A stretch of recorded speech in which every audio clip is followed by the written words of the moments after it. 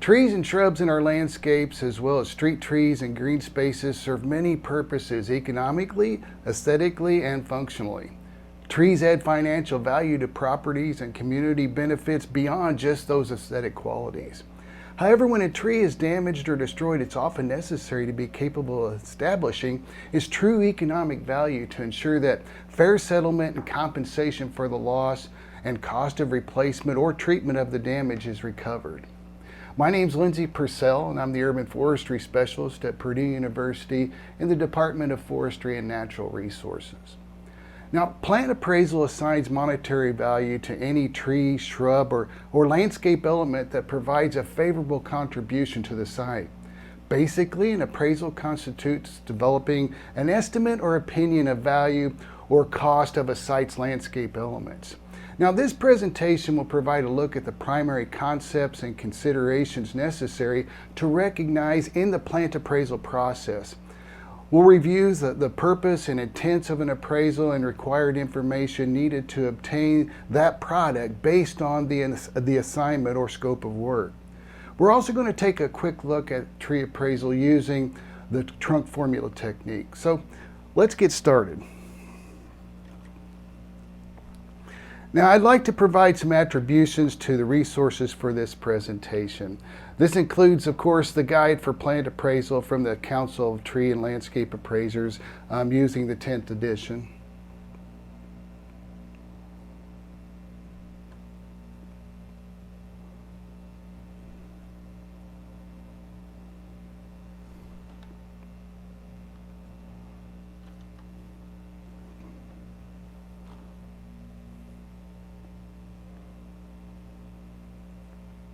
So let's get started. Let me give some acknowledgments. I'll be taking some information and presenting from the new 10th edition of the guide. We'll talk more about that. Of course, the journal, some of the information has come from that. And also some fellow registered consulting arborists, Jeff Ling, Scott Collin, and Jim Clark, were of great value and guidance with forming our Regional Plant Appraisal Committee and guidance on some of the information in here. So thank you to those folks. Also, just a bit of a disclaimer. This subject can be somewhat contentious, for lack of a better word, but this presentation isn't meant to be fully inclusive or that includes all the intricate details of appraisal. Foundations are exactly that, sort of the underlying principles or starting point.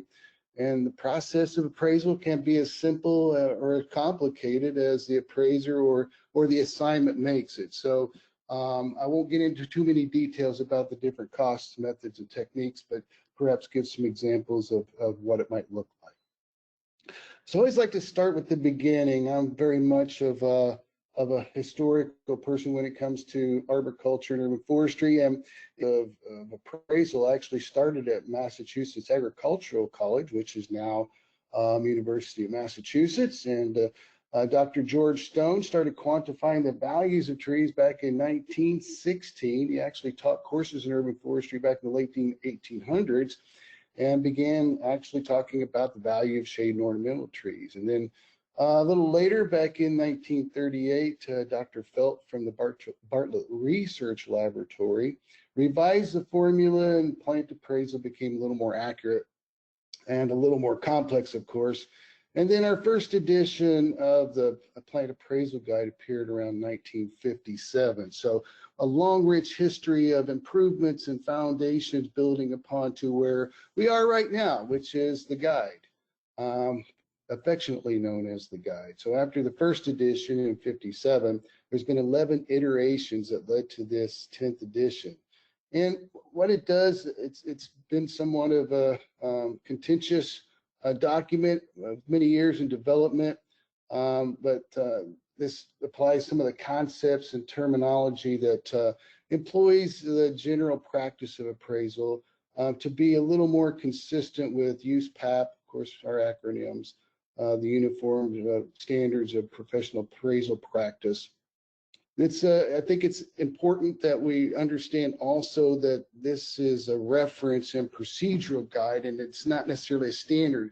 In our industry, we have a lot of ANSI standards and so forth, and best management practices, which guide our efforts in the field. But it's important to understand that appraisal doesn't quite follow that path, and it's just meant to be a guide, and the appraiser certainly has full authority and action over their appraisal product. As we know, trees and landscapes are part of real estate. And from a municipal standpoint, I was formerly the city forester in Indianapolis. One of the best things that I was able to communicate to our administration was the fact that trees are capital assets in a community and certainly play a major role in value with any other infrastructures such as street lights or curbs or sidewalks or roads. And I think it's important to articulate that as in the municipal arena as well. But we know that trees have aesthetic and property values, and it's important to understand that value is determined by people and not entirely by the market. And it's also important to determine tree values based on who wants to know about it. And unfortunately, as you see, some of the pictures, images here from appraisal assignments that I've had, that many appraisals are done after the fact, unfortunately, and we have to be able to interpolate what those issues are and be able to come up with a reasonable appraisal. Appraisals can also measure something other than aesthetic value. Back in the late 1900s, or as my students called it, the late 20th century, which makes me feel really old, scientists from the Forest Service and Davy Research Group developed this way of quantifying the functional benefits of trees in terms of dollars and cents, which I think is a tremendous tool for radically changing the way communities and administrators look at trees. They're not just pretty and shade and flowers and things like that, but looking at it more from a functional perspective.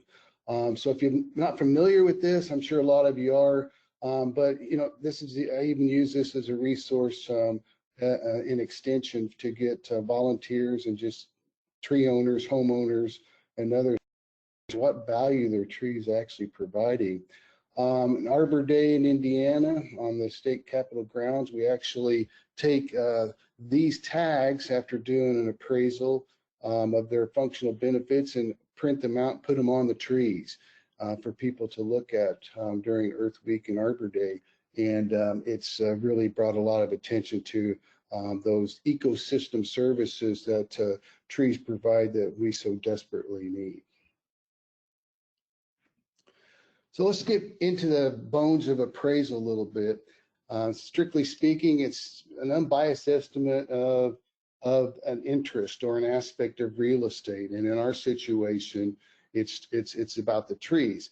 And the purpose and use can't be understated at all, is the fact that it's defined by the client's need. And actually, identifying the problem is 90% of the solution. Oftentimes, the client doesn't even know what the issue is, and it's important for the appraiser going in to help them define that problem, whether you're a municipality or working for a homeowner or a private enterprise. It's important that you're able to realize what that and define what that purpose of the appraisal is and exactly what the needs are. And this also helps with the determination of the approach that's best suited for that situation and to develop the process to get that well-supported estimate of that defined value. And then, of course, understanding what goes into the consulting or appraisal assignment, which I'll talk about in the coming slides as well. So just a few definitions. So price basically is the asking amount of something, whether it's a property or service. But it's also to recognize it's not an estimate. In appraisal, it's an actual fact or position relative to the tree or the plant or the landscape that's actually being appraised. Cost is the amount required to create or produce that landscape or property or service. And cost doesn't really equal value. That's a very important concept to understand. It can sound like semantics, but when you get into the actual process of appraisal, it certainly does make a lot more sense. But the cost of an item, when it comes to the cost of an item, it could be more or less than its value, and in some cases, the cost of the item may have little or no relationships to its value. So, and value is about the creation of or the expectation of future benefits, and that's often different or difficult for to wrap your head around in some situations. But again, as you get into the appraisal process, you start to understand the connectivity and the congruency between those terms. The challenge actually begins with a lot of non-tree related questions to consider, especially as consulting arborists. We look at these very closely and consider them very carefully. Some questions I ask myself, or that should be asked internally, is it an acceptable assignment based on your qualifications and experience, which leads to the competence, and are you able to maintain level of confidentiality and also remain objective and unbiased in the whole process from start to finish in your product, which leads to, is there a conflict of interest? And that's when we get into litigious situations, then that certainly becomes a major area of concern when dealing with attorneys or counselors in a case that will become a legal challenge. On a more of a time and workload, we look at, can you meet the deadlines and the timelines required in the assignment? I've been given excellent appraisal opportunities for large scale appraisal products, but their timelines and deadlines for the assignment and scope of work were just totally unrealistic. And I think it's important to establish that and be sure that you can meet those expectations before even taking on the assignment. And all of these should be placed in the scope of work and making sure that everybody understands those up front. It's also important to realize that that scope of work and also the assignment is not a static process. It's dynamic and can change over the period of time from start to finished product. Also determining the purpose of the appraisal. So who is your client and why are they asking for this appraisal? That's, again, one of those first steps in the foundations of appraisal. So identify that client and also the intended users. And also, what is the use of the appraisal? Understanding the intended use is going to be critical in identifying and defining what the appraisal approach or a method and technique is going to be used. Is it going to be an insurance claim? I always ask if they anticipate this being litigious in any way. Could be a proactive appraisal. Rarely we get those, but oftentimes when you are dealing with trees with significant historical interest on a site or an estate, or perhaps with inventories, proactive appraisals are important. But a lot of times it's relative to construction damage or real estate assessments. I use appraisals, and many communities do, for justifying their budget to their agency. Also, I've done appraisals for condemnation proceedings, also nursery property sales. So there's a lot of different ways an appraisal can be used, and it's important that we understand what that intended use is. The appraisal process is really, and this is outlined very well in the 10th edition, as far as a systematic process using analysis and judgment to develop and communicate that assignment and the result or the product of either cost or value. So again, first thing is defining the appraisal problem and the cost of the value to be estimated, determining that assignment and scope of work to be involved, and maintaining that. If the client changes the rules of the game during the process, then I like to put a halt on everything until we negotiate that, which also could affect the pricing of your consulting services as well. Collecting relevant data, and we'll talk about that, and analyzing that data and applying the appropriate approach, method, and technique, and then reconciling those analyses to produce that assignment results. And of course, last but certainly not least, is prepare and communicate that report.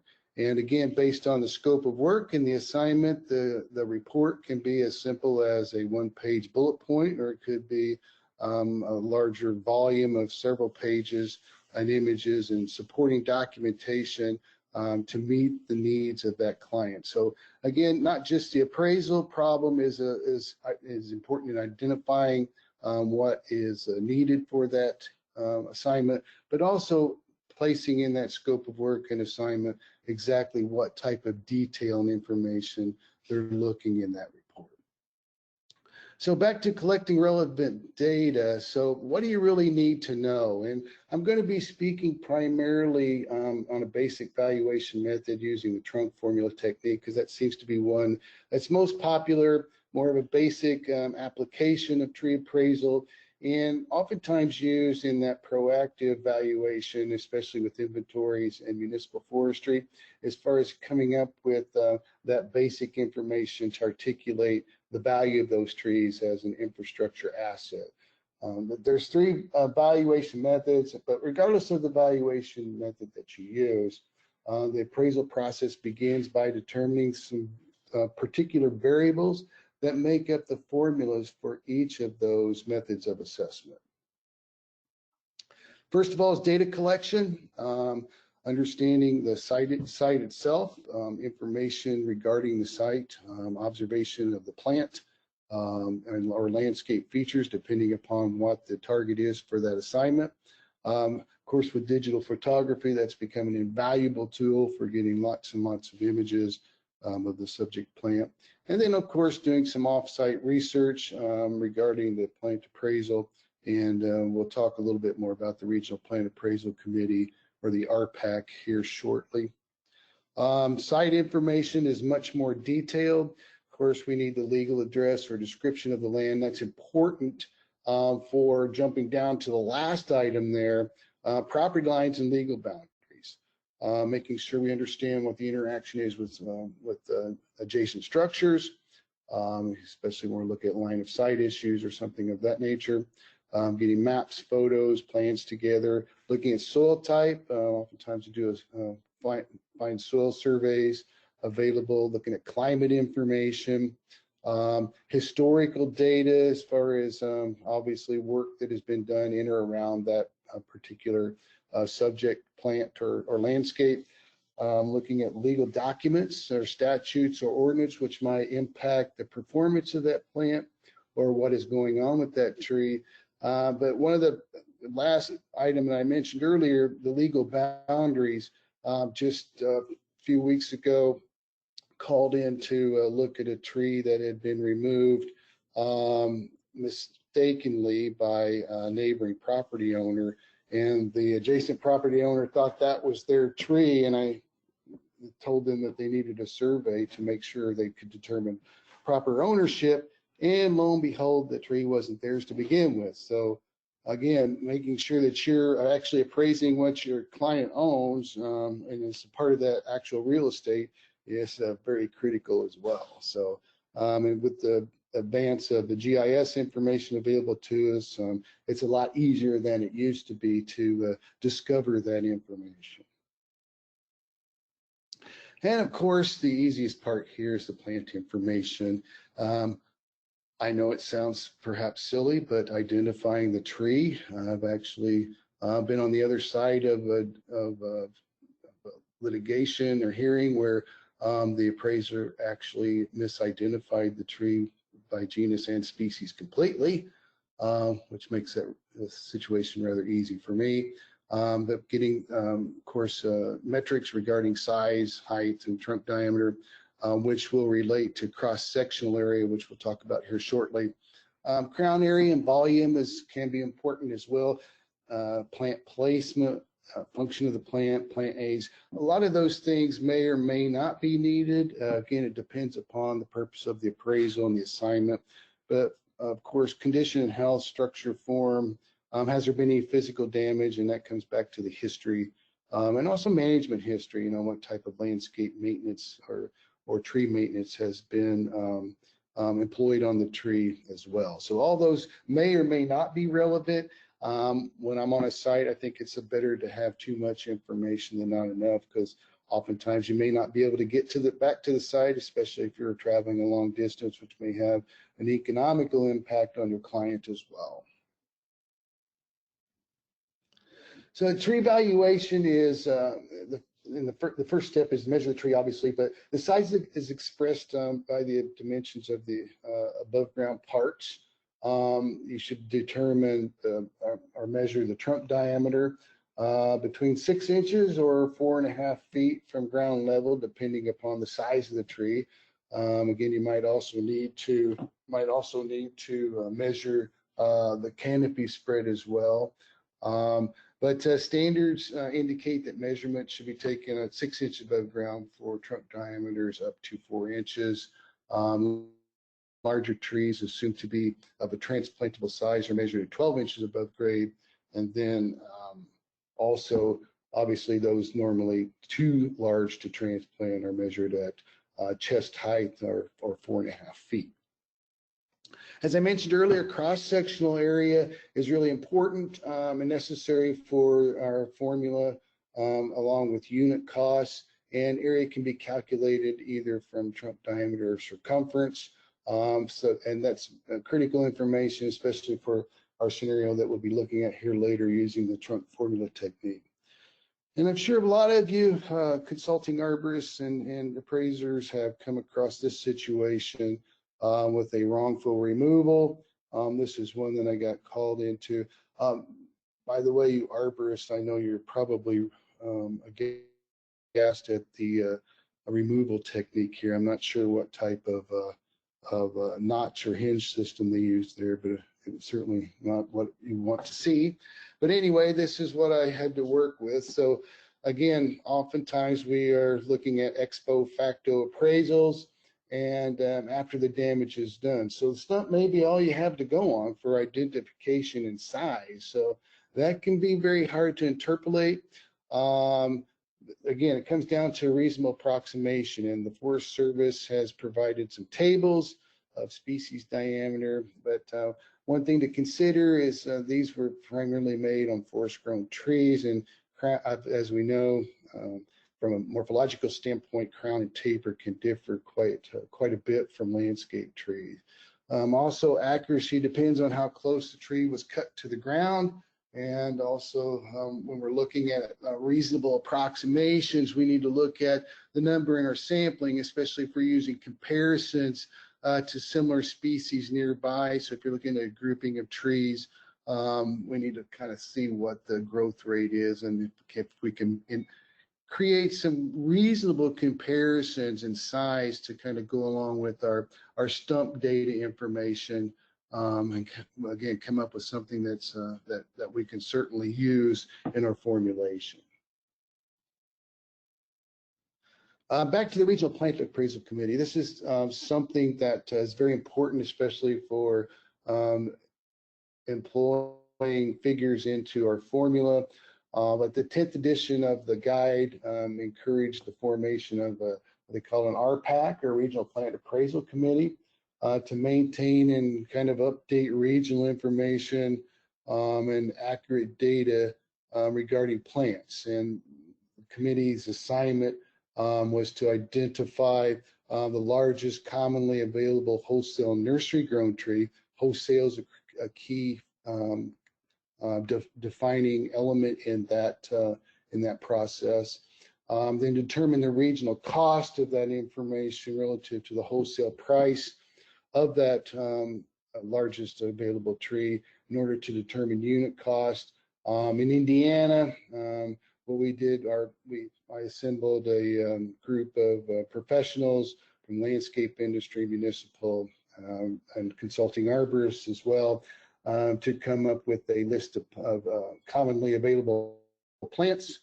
And then also we sent out a survey to all the nurseries in Indiana to determine what the average sizes were to be able to place these unit costs in a reasonable fashion. In Indiana, 3.5-inch caliper was the most common available nursery grown tree for deciduous, and for coniferous trees, 10-foot was the most commonly available nursery grown tree. So that was based again on the survey. Next, as far as determining that unit cost, based on the information collected in the survey, we found out that the unit cost would be $37.71 in Indiana. And again, those will be different for each region as far as each state even, but I feel like sometimes it's a neighboring states, depending upon how close are the region and growing conditions, perhaps even hardiness zones can have an impact on that. But it may be applicable for other areas as well. If you don't have one in your area, then I highly recommend that you reach out to your local or state chapter or local chapter of the ISA and perhaps try to get something going there. There's plenty of guidance available for that, but very important to have that information available. With the changes in the tree appraisal, I wrote with much trepidation an earlier version of this publication on the mandate of Purdue Extension, creating an extension publication on tree appraisal and the value of trees. This was recently updated to reflect the changes in the 10th. This is available as a free download for your entertainment at the Purdue Education Store, but the primary premise of this was not to provide any specific guide or information relative to the appraisal process, but more or less my goal in preparing this was to, again, just raise awareness of the value of trees from a private owner standpoint. But it does give a scenario of using the trunk formula technique, as I mentioned, which typically seems to be what people use. Oftentimes, though, it's misused and abused or misapplied, and I understand that. But again, one of those things, as an extension educator, you often have to prepare and supply to your constituency. And one of the major things that's in this publication is providing some information regarding depreciation factors. And this is one of those very subjective things that go into the appraisal process. In the accounting world, depreciation is kind of a bad word. It represents how much of an asset's value has actually been used up. By our definition, depreciation talks about a reduction in the value of an asset over time, particularly our tree, due to wear, tear, or other physical limitations or performance limitations, environmental and so forth. But what I look at it is not really a negative thing, but actually rather just adding some reality to the situation. The species of tree alters appraisals in a lot of different ways. Some species are more desirable than others, and most likely more valuable. Some take a long time to reach their desired form or size, depending upon their placement and location. But these ratings for these individual trees or genera or species are determined by that RPAC as a starting point. And again, we take into consideration all of these depreciation factors based on the profile. But I should say that when you look at the species guide for any RPAC, that it does play a large role in the process, but you as an appraiser or consulting arborist, you simply just may not agree with the RPAC, but it's important to remember that's incumbent upon the appraiser to actually define the depreciation values and be able to defend those. So I'll go through these three depreciation factors very quickly. First, the condition. This is available. This chart's available in that Purdue Extension publication. Basically, condition is, and this table was created just to kind of provide some ideas or some parameters of what to look at when it comes to tree structure, tree health, tree form. It's basically an adjustment that should be understood as sort of a physical depreciation, which considers all those factors. They're also considered, expressed as a percentage to meet the formula values or the parameters of the formula. So we evaluate the tree's structural integrity and the overall health, basically the condition. We look at all aspects of the tree, including the roots, trunks, scaffold, branches, twigs, foliage, elongation between leaf scars. I mean, they're all those things, checking for general health and vigor, as well as any specific problems that might be inherent with that particular genera or species. Then in estimating that damage, depending upon the situation, it may be necessary to consider the tree's pre-damage condition. Also, some species are known to be prone to certain environmental challenges or pests or diseases.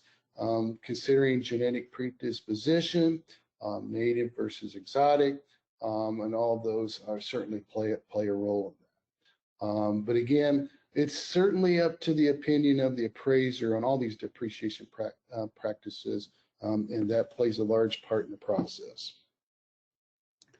Functional limitations are about how the tree and the site work together. So some factors to consider with that interaction includes how will those limitations affect plant condition?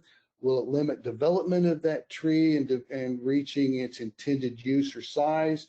Will it reduce the function or utility of that plant over time? So some considerations might be placement relative to available space. As we know that overused term, right tree, right place. Genetic traits, general appearance of the site. I like to look at the condition of the business district that it's in if we're looking at municipal applications or the neighborhood. You often hear the term that location is everything in retail and real estate, and the same kind of holds true for tree appraisal. The contribution of the tree influences its value, and the placement of that plant being appraised may be determined on how effective it is in providing those benefits or those attributes mentioned earlier. Some recommended ratings. Now, again, these figures are just kind of examples of depreciation values. You can see a wide range there. So if the tree has problems on the site existing together, they can inhibit performance or function. It's very subjective. So, utility conflicts are a big one, or in a municipal application, a small lawn strip, or improper soil volumes, lots of impervious surfaces, proximity to structure, whether it be a building or home. So again, these are very subjective and just are parameters to consider.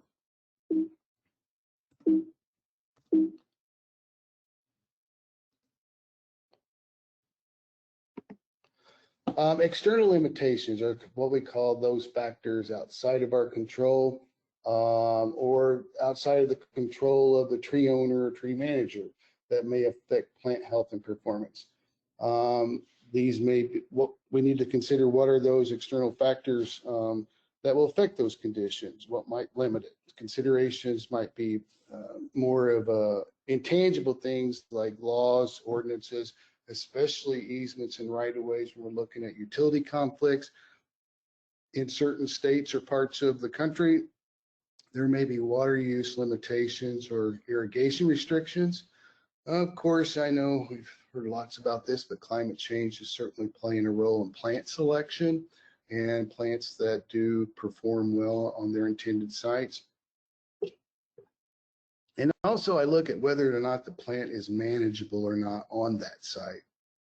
Certain trees have been chosen or selected to be on a particular site that you just can't manage them properly based on the requirements that that plant has. For example, placing a tree which requires some shade or reduced sun exposure is planted out in full sun is just not, regardless of what you do, those limitations just will not allow that tree to perform and grow as it should. And so, of course, then a depreciation factor will certainly play a part there.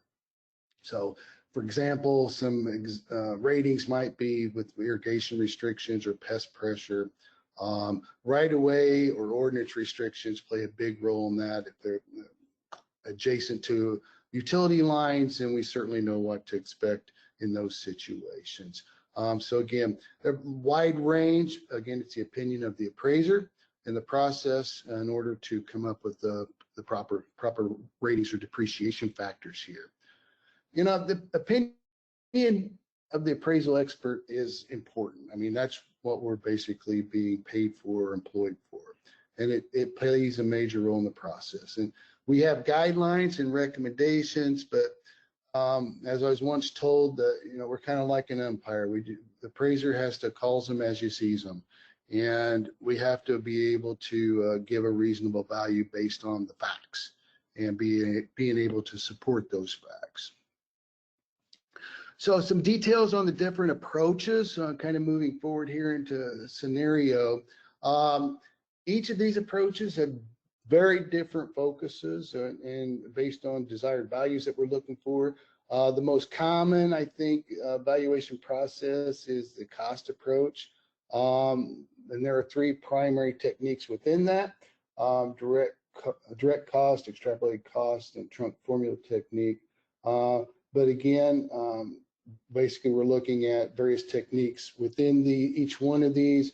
Income is another one that's primarily used on income producing plants or properties such as a nursery or an orchard, with expectations of income involved there. Sales comparisons may or may not be used very often depending upon what's going on with that particular situation. But again, each has its own application to that situation. The cost approach is primarily based on the idea of how much would it cost to replace or repair the property or the tree in that appraisal process. Regardless of the technique or the appraisal approach that you use, I like to place that product through my personal test is the triad test. Is it reasonable? Is it defensible? And is it consistent with current practice and guidelines? Basically the 10th. So we need to interpret those facts based on the definition of value or cost, and then apply these principles to that to determine if it is what we believe it to be. And reasonableness and defensible is the two most important there. Reasonable, I think, is the most challenging, because we often get into a very limited mindset or perspective when it comes to what was that final number. And that appraisal number doesn't necessarily mean low. It doesn't mean an average, and it certainly does not mean non-controversial, because we all know that have done appraisals that they can be very controversial. That's pretty much what the legal system is about in many of those situations. But reasonable to me means it's simply reasonable related to the facts. And again, we advocate for the assignment, for the facts, and not necessarily for anything else. And oftentimes that leads to, again, your ability to maintain unbiased and those conflicts of interest as well. Let's explore a little bit more about the trunk formula technique. Again, which I feel like is probably the most common that is used in arboriculture. It's used to estimate the value of the tree that's really too large to be transplanted or replaced with nursery stock. So you determine the appraised value by calculating the tree's basic value and unit cost, and then adjusting it for the variables we discussed earlier, those depreciation factors. So the underlying inference here is that the cost to acquire that large plant is directly proportional to the unit costs of the nursery plant. This becomes a little more realistic when we apply it to the formula.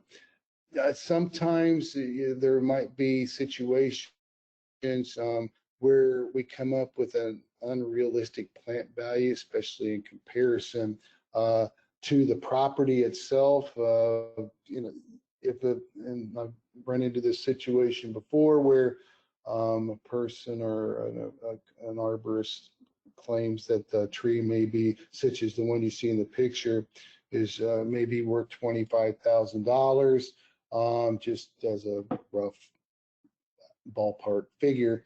But the property itself, entirely including the home, might be worth $40,000. So obviously that is more of an unrealistic value. This is also a situation where we'll seriously consider the RPAC data or local nursery costs, depending upon where you're at. We have found that depending upon where you're at in your state or market area, that nursery costs can drastic differently from one to the other, and that has to be taken into account when employing that information or that data into the formula. But you also may want to consider the difference within the trunk forming technique on reproduction costs versus functional replacement, where reproduction costs is a situation where a tree may have been destroyed or removed or severely damaged, and we're looking at the cost to replicate or duplicate that item. Where functional replacement may be the cost of substituting something of equity as far as benefits or function, as opposed to the cost of getting an exact replica. But again, all the depreciation factors and considerations that we talked about still apply. So let's take a look. I don't have a whole lot of time left, so I'm just going to go through this very quickly as far as a study case, applying the cost approach with a couple of different techniques. If you haven't seen the guide, these are his examples coming out of the tree and the plant appraisal guide, the 10th edition, for data sheets where you collect information you may or may not want to use. And this is what the worksheet looks like for the trunk formula technique. And then, of course, this is what the worksheet looks like when we use the repair method or a direct cost technique as well. So this was an appraisal assignment that I had where this was a red oak damaged by equipment, 26-inch, good condition, near the front edge of a driveway, wanting to recover some damages there due to that construction. And so looking at the trunk formula technique, I won't go through all of these, but you can see where the condition rating and functional limitations and external limitations, I put some notes there, and arbitrary figures here on how to get that formula to work out. And you can see that my final price there down at the very bottom, rounded to the nearest hundred, was $8,900 for that particular tree. As far as condition rating, you can also see that I looked at health, structure, and form very carefully. As far as growing conditions, structure, I look at branching attachments in relationship to risk and so forth. And form, which in this particular case, our particular application was in a woods edge and had typical growth for edge growth woods, but slender with reduced taper, not full crown as we would like to expect on a red oak in our area. I didn't fill in the supporting information on this, but the values, and you can see that I estimated the total repair cost there, or the value, at $3,699. So within those techniques, two very different form or different numbers.